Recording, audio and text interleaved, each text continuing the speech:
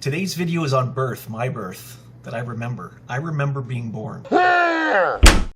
This is another true story, and it's crazy, okay? For years, now I say I remember being born, but I'm still not 100%, and I'd like to know, once I give all the details out to you, if you'll comment on this and let me know what you think about this, okay? The evidence weighs strongly towards it being a true memory and not, let's say, a false memory or a dream. Most of the facts in this two-parter, this is a two-part story that happened, I think within six years apart, 6 or 7 years apart. What brought about this memory, first of all, was the birth of my first child, which happened in 2009. We had a home birth. My oldest was born on our bed. And I watched her being born, and held the umbilical cord and all that, and it was a really cool experience. And we went the whole midwife doula route. I don't know if you're familiar with that, but it was a very rewarding experience. But anyhow, from that, I don't know quite how the timeline worked, if it was a week after, a month after, a year after, but I recalled a memory. And this memory started with me sort of being aware I was in a very dark place. And I could think and articulate as well as I can now, meaning that I knew that I was very comfortable in this place I was in. I didn't want to leave it. However, I also knew that I wasn't going to be there much longer. I knew that. And I knew that this warm place that I'd been in for a certain amount of time, I'm not even sure how long, it was going to come to an end. I'd be thrust out of it, and that would be the end of this beautiful, cozy, warm environment that I really didn't want to leave. However, I did want to leave too, because I knew that there was something broader, there was something outside, and something that I was going to experience. And so I was excited about that too. And I was excited knowing that I could get there literally just by sort of pushing a little bit, by going through a tunnel of some sorts. I don't know if I articulated it as a tunnel back then, but in hindsight of it, perhaps I've attached words to my thoughts or my feelings or my expressions or whatever I was thinking back then, because obviously I didn't know the English language. So once again, I felt this. I was in this warm place, but I knew that if I pushed, I'd be thrust out into this broader and potentially very exciting environment. But I didn't want to do it, but I did. And so I flirted with the idea. And by flirting, what I mean is I just kind of just pushed myself a little bit, just testing the area, testing the water, and pushed myself a little bit more and tried to keep on that edge where I wouldn't start the ball rolling, the whole thing happening. And I tried to, but I wanted to flirt with the idea of leaving. And then I pushed at one point too hard, and then I started a process, and I knew that, and I'm like, oh boy, here we go, and that's it. I remember expressing this to people and saying, I had this experience, but I don't know if it was a dream or if it was, or if it really happened or what it was. And back then, before the second event, I really wasn't sure. I would have said that I'd give it 50-50 that it was a dream and that it really happened. I even went online. I Googled the idea of being, knowing your own birth, and I came across, the internet wasn't as prolific as it is now with material. I think I found one article that basically stated without a doubt that it's impossible for an unborn infant to have memories or carry memories into the present day. The mind just wasn't advanced enough. However, I've since read things that a 3-month-old baby, that a person can have a memory of when they're a 3-month-old baby. And I'm wondering, if you could have a memory when you're a 3-month-old baby, is it possible that your brain could have developed even earlier than that to the point where you could retain memories? To this day, I still don't know, but from 3 months, that's not too far off the mark from being born. So I still believe strongly that there is a possibility, because I believe that I had that experience. Now, as I said, I've always questioned this, and I've always wondered, was this real, or was it just, was it a dream? And it wasn't until probably, I think, 2014 or 2015, about 4 years ago, I was heavily into meditation. And I recall one time I was sitting in a chair, and I'd been meditating for probably about a year at that point in time.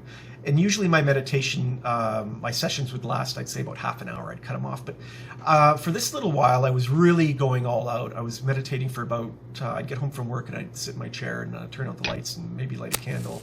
And I'd go for about 2 hours, and I was just really getting into it. And I'd go into some really great zones.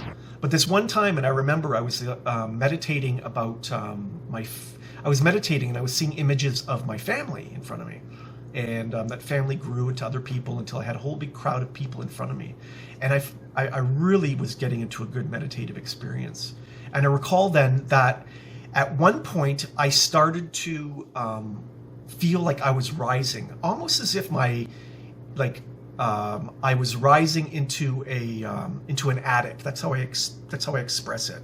Like I was moving from this horizontal plane, sort of rising upwards with my head sort of going through the attic floorboards and the joists and all that until my head and my body was in the attic. And it almost felt like I was in the uppermost part of my mind, if that makes any sense at all. I'm talking physically. I'm not talking I was in the uppermost part of my mind. I don't even know what that really means. But it felt like I was up. I was up.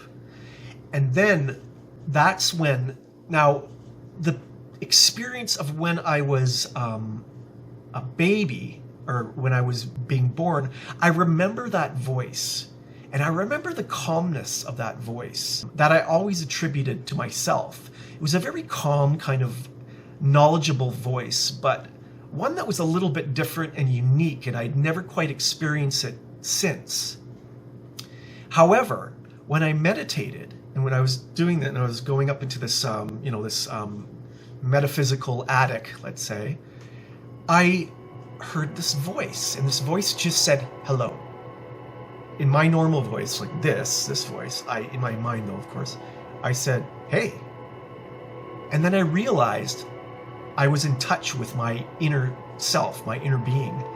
And I had an amazing dialogue with my inner being. And I knew that this was my inner being, it was me, but it was also a broader version of me, a version of me that was untethered by, the trappings of this world and all that, and the trappings of the ego. It was the pure, unadulterated, clear, clean, all-knowing me, which kind of the transcendent me, I would suppose you would call it. Very, very heavy experience. And the conversation I had with this me, this other me, and I always kind of put my hand right up here beside my head because it's almost as if that me was right there. And but I was having this dialogue. Couldn't see this person who was me, if that makes any sense at all. It was very, in my eyes, or in my thoughts, it was just very dark. At that point in time, a very strong sense of calmness came over me, and an infinite kind of understanding of the world that I can't possibly explain to you now, except to say that I wasn't worried about anything. Worry just dissipated, and that everything was okay, and everything was infinite, and everything was understandable, and that just everything was okay. That was the one thing that really, really got to me, that everything was okay. And I like to remember that when times get tough.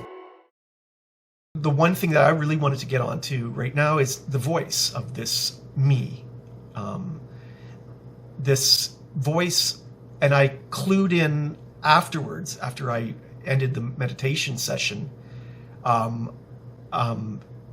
that this was the same voice that I'd had when I was in the womb and I was basically talking to myself or ruminating or experiencing the womb and thinking about how I wanted to get out. It was the same voice.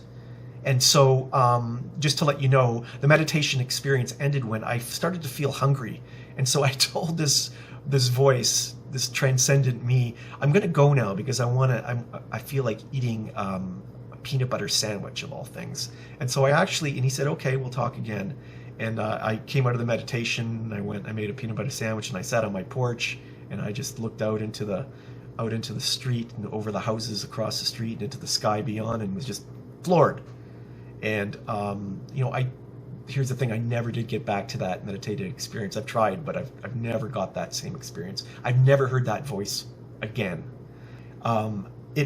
The voices were the same, and so I know that I reached my internal self, my true self, my egoless self, the self that's connected to the universe, you might say, and it was the same voice that I had in the womb. And so I strongly believe now that was a true experience.